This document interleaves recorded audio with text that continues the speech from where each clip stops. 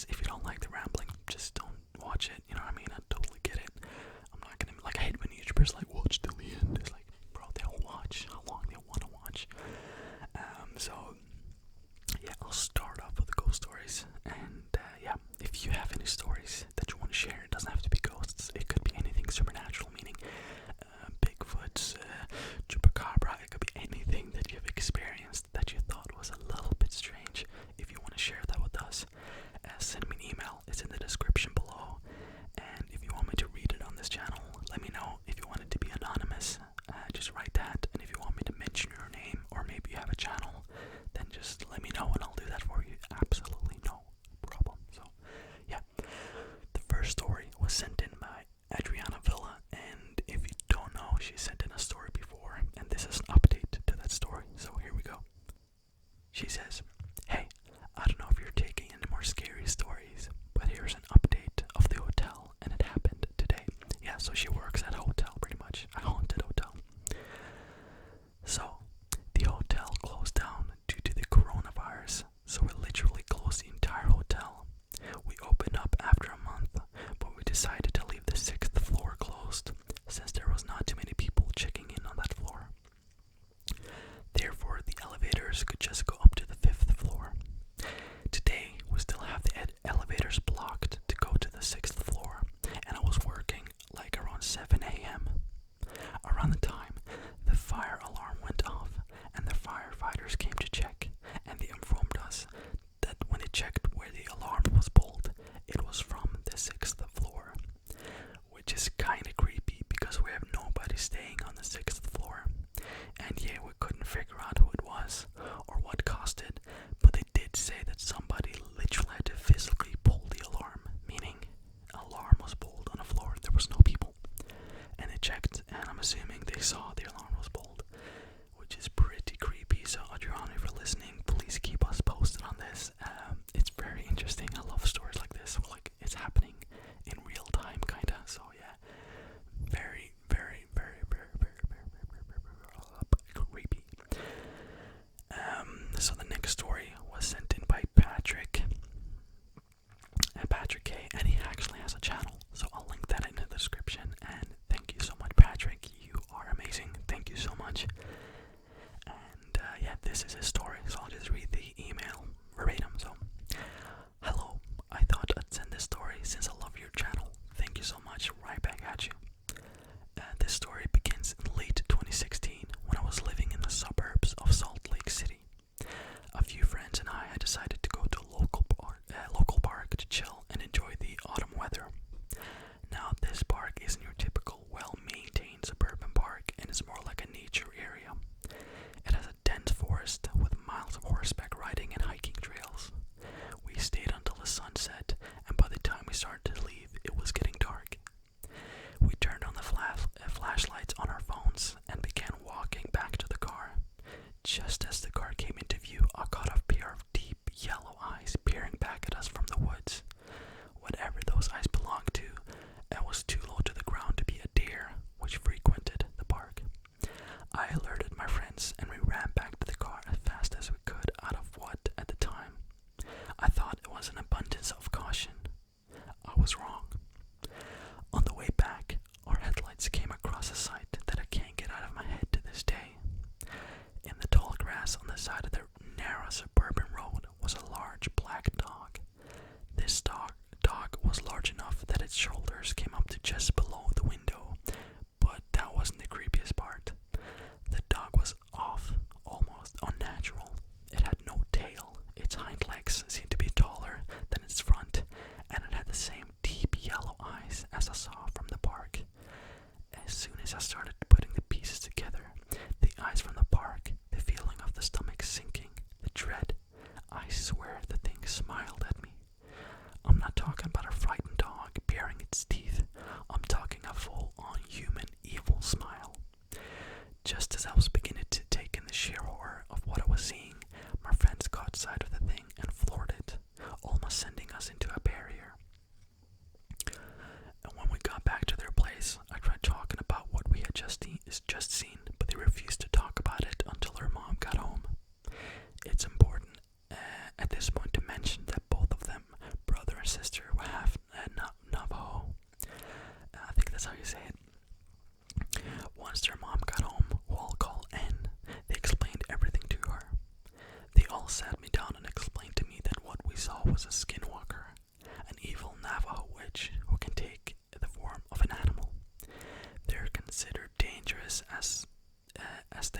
curse, sicken, or even kill you, and speaking of them is said to draw their attention. Anne told me that I should spend the night, and in the morning she would call a medicine man to bless us and make sure that the evil forgot our faces. I haven't seen it since, but being a practitioner of witchcraft myself, I've taken every precaution I can. Every new house that I got into, I cleanse with a sage and a cedar, I think as you say it, and I always protect my doorways and windows with red brick dust. After seeing what I saw, every little piece of mine helps. I hope that if it returns, I'll be ready for it. So that was sent in by ASMR with Patrick. So thank you so much, Patrick. What I really find interesting with that is that Patrick is, practicing kind of witchcraft, which I'm not gonna lie, I don't know too much about that stuff. I'm usually just into more, creepy stuff like ghosts and stuff like that. But I don't know enough about that. But that's very interesting, and yeah, it's very, very interesting to me. And I hope that you guys like this. So I decided that video was a little bit too short. So I'm probably gonna add this in the beginning or kind of like in the middle, so you guys won't notice. But I recorded the first part without this story, but I decided I'll add this in because I felt like it was a bit too short. So if you hear me going on about sorry not recording, just ignore that. It's not gonna make too much sense. But yeah, I decided to record this now. So yeah, because I felt it was a bit too short. So yeah, first story, or the only story, is called "Saved by a Stranger," and it's a let's not meet story. So yeah. The story I'm about to tell you happened yesterday night. I live in Nantes, West France. I'm quite a petite girl and I avoid concentration whenever I can. I'm pretty good at it because since I can remember, I had a very strong sixth sense thing. I try to avoid people who make me anxious. It allowed me to survive some very dangerous situations and prevent one kidnapping, but that is not part of this story. Yesterday, I visited a very close friend of mine. A few days ago, she broke her leg, so I decided to cheer her up by giving her a few gifts. The atmosphere was so nice that I didn't notice when it got dark outside. Despite the late hour, I decided to go home. I said goodbye to my friend and left her apartment. I was about 40 minutes from home, but I walked this distance many times before without any problems, so I thought it would be So I thought it would be the same this time. Oh, how wrong, why can't I read today? Oh, how wrong I was. Jesus Christ. Less than 5 minutes passed, and I just felt like it was going to be hell. I was approaching one of the many bridges in our city. I didn't see anyone around. I thought my senses were playing a trick on me. This happened before, so I kept going. The bridge was about 20 meters in front of me before I heard a conversation and a giggle. I turned my head slightly and saw 3 men walking towards me. I felt a cold sweat on my back, but it was too late to turn back. I didn't want to show them that I was afraid. I know this type of behavior provokes more harassment. I kept walking, but turned the music down. I didn't take my headphones off because I didn't want them to know about my suspicions. I heard their footsteps behind my back. They were saying something, but I didn't know what because they were speaking in a different language. I was already on the bridge when they caught up with me. As I said, I'm a petite girl. They were over 180 centimeter tall. They surrounded me. I had no choice but to go ahead. A shudder ran through my body, or shiver. She wrote shudder, but I'm assuming that's not a word. Shudder, shiver, I don't know, but a shiver, shudder. I don't know what they wanted or what they were saying, but I felt like I was in danger. They kept talking to me. They leaned over me and whispered something into my ears, and they laughed. This sound will haunt me for the rest of my life. At one point, they noticed I was doing my best to ignore them, and then the worst began. They started making animal noises. It may sound strange and maybe even funny, but it was terrifying to me. They howled, growled, whistled, and kissed the air loudly. They did these things very close to my face. I was desperate, but where would I go? I was on the bridge. I would kill myself if I jumped into the water, or at least break both my legs if I was lucky. Those 2 minutes to cross the bridge felt like an eternity to me. When we got to the end of the bridge, I was sweaty, close to tears. I thought I was going to throw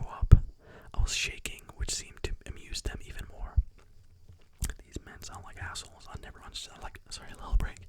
I never understood men who harass women. Are you that tiny of a man that you want to, you know what I mean? Like, if I were there and I saw that, I'd be like, go over, I'd be like, what the fuck is happening here? Are you okay? Like, I never, men who harass women in any form are fucking assholes, and they deserve to get knocked out by Mike Tyson in the 80s when he was like, bam. Sorry, I just had to say that because it really annoyed me. When men being harassed by men really pissed me off like that. And then a miracle happened. Someone called my name very loud. I looked up and I saw someone approaching us. He was very tall. He was a very tall man, several years older than me, but I didn't know him.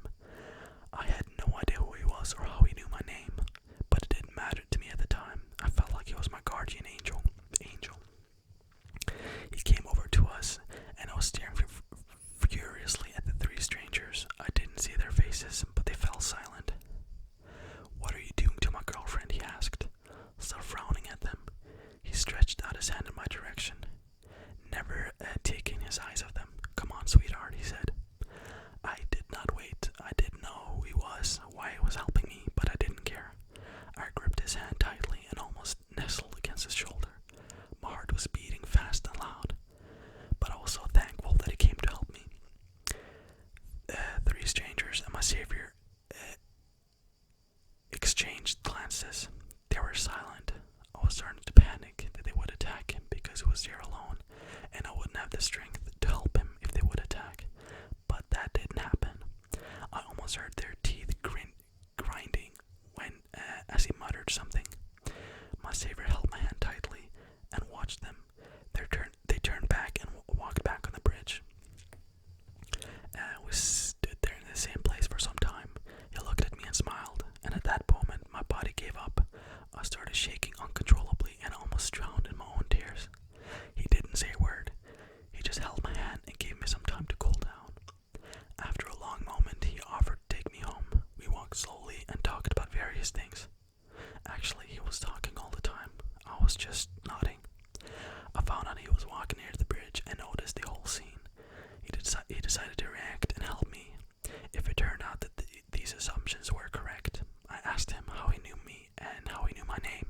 He looked surprised and smiled and said he didn't know my name. He used this name because it's one of the most popular names in our country. When we got home, I was still shaky but happy. I offered him something to drink. I don't live alone, so I wasn't worried about letting him in, but he kindly declined and we said goodbye. I can't believe how lucky I was yesterday. If I hadn't met him, I don't know how I could write about this today. So Luke, thank you. Thank you so much for saving me. I hope to meet you one day. As to these three strangers, I hope one day you'll understand that your behavior is awful and you will change your attitude towards women who walk alone.